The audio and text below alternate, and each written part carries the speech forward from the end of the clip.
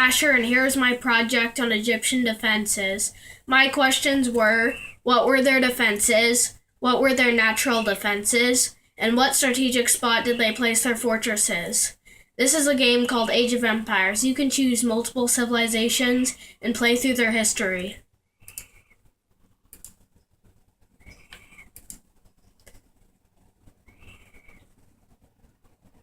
Egypt's ultimate protection was the desert. If anyone wanted to attack them, they would have to travel hundreds of miles through blasting sands, and no army could bring enough supplies to feed themselves.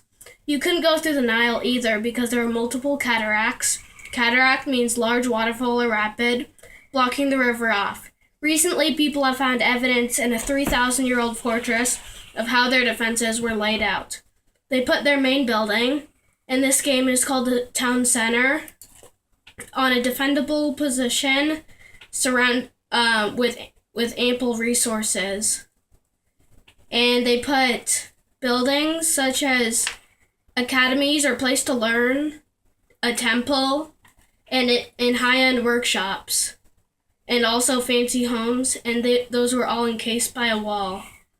Then outside of that, they had merchants, the market, and smaller houses placed around it. And then they had the barracks or fortress on a slightly higher ground with a 360-degree view of the city.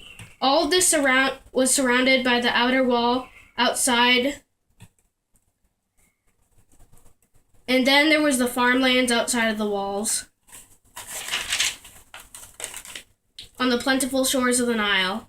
One of the fortresses found it was a outpost that was used to defend the Nile Valley from a tribe called the Hyksos, who occupied Egypt for 120 years. And during the reign of Ramses II, it also played a critical role against the Hittites. My comparison was to ancient Babylonians. Their city was split along the Nile.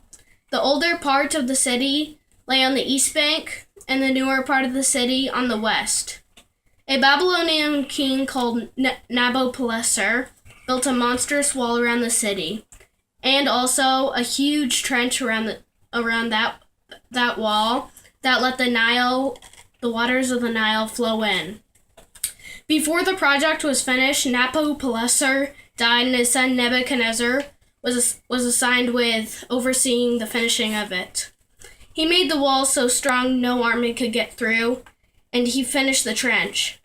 I think Babylonians' idea was defenses were better. Remember, most major effective siege weapons were not invented yet, so it was almost impossible to get through the moat and wall.